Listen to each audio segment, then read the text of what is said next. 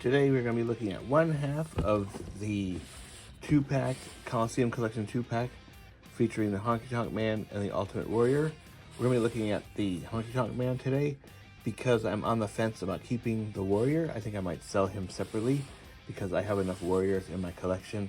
I don't really need another one. I really got this because it was on special on Amazon. They reduced the price to, I think, $43 or $45, and I really wanted this Honky Tonk Man because all I have in my collection right now was a basic, and this one just really steps it up in a tremendous way, and I really wanted to add him to the collection.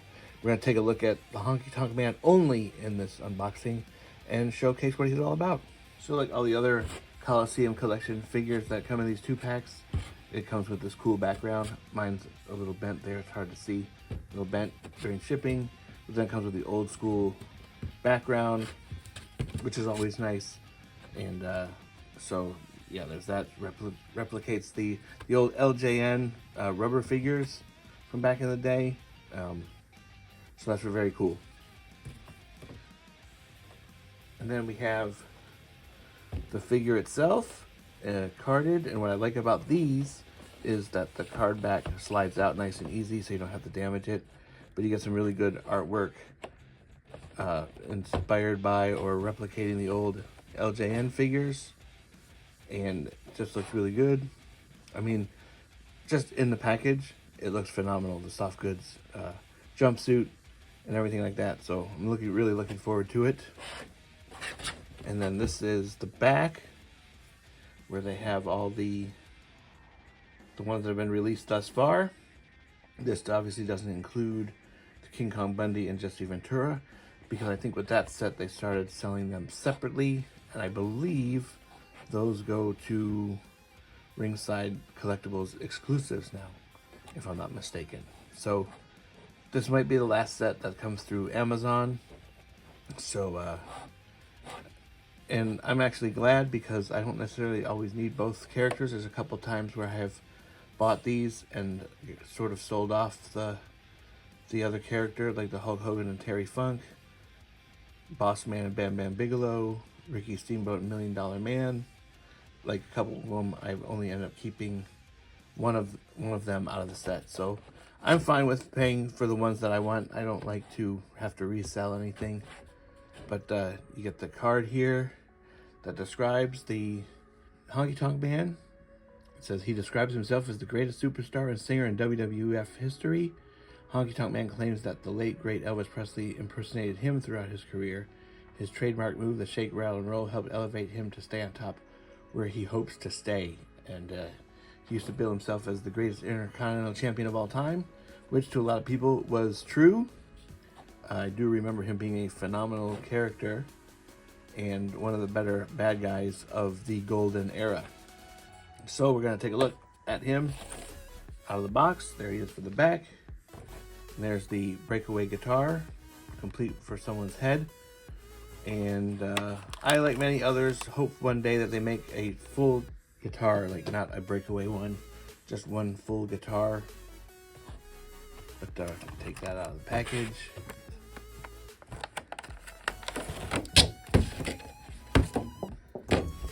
And then this is the box with all the accessories. We'll get to that in a minute. I'll take this out. So there you see the guitar with the hole in it. And yeah, so I'm going to keep it rubber banded because sometimes I find that the guitar does not hold together very well just in posing. So we're going to keep the rubber band on it for now. Gonna cut these zip ties. So here we'll dig into the accessories first. And they always come with these Coliseum collectors always are very generous with the pieces, the accessories. So we're going to showcase, as you can tell here, comes with extra heads, and then the back of the guitar that is solid, which is nice. And here is the messy hair head sculpt, which I absolutely love. This was practically one of the selling points. Probably going to display him with this. And then we have more upset looking face. I would imagine he's got those great mutton chops on the side, which is awesome. And then of course the hands. So here's his shake, rattle, and roll hand. This is a thumbs up hand. This is a pointing hand. And then we have another pointing hand and a splayed out hand. And then we've got here, got a microphone, WWE microphone, and another splayed out hand, and another mic holding hand. So, a lot of variety of hands. And then 2 head sculpts, and a microphone, back of a guitar. Now let's get to the figure itself. So just looking at this, the soft goods are simply amazing. There he is right there. I mean, look at that detail on him. Really good stuff. Let's see if we can't stand him up real quick. It's just a good looking figure all around. Let's see here. So we got the Velcro belt. And then, I mean, look at these different layers. This is probably one of the more elaborate in terms of soft goods. Got a scarf around his neck. Got a great jumpsuit. Let's take his hands off so we can show him without the tracksuit for now, real quick. The hands are nice and tight. The wrists. So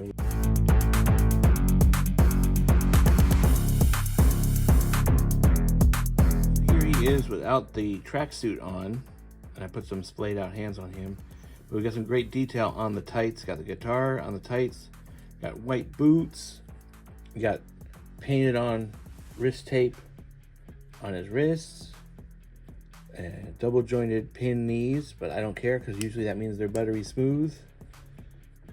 Totally get some good movement there. You got double jointed pinless elbows.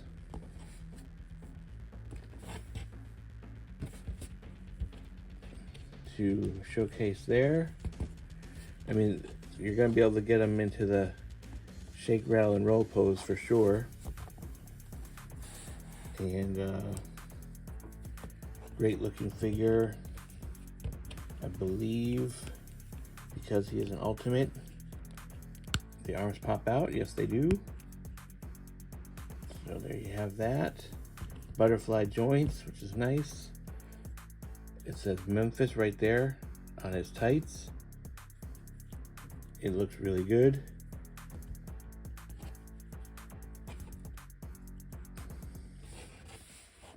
Highly posable already without even trying very hard. So that is wonderful.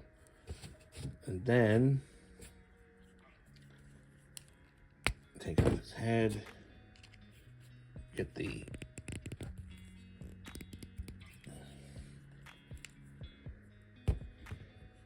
here's the upset one after a match. There is his upset looking face. I really like this one a lot. It reminds me of a great scene where I think he was about to smash a guitar over Elizabeth's head or Macho Man's head. That's the image I remember of this, of how upset he was. So let's show him with his guitar in hand. So here he is with the guitar in hand. I'm going to try to pose him as if he's smacking someone with it. It's hard to...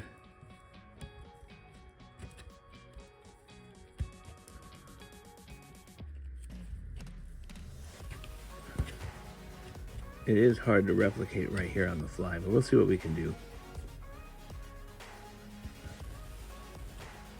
I do like it though.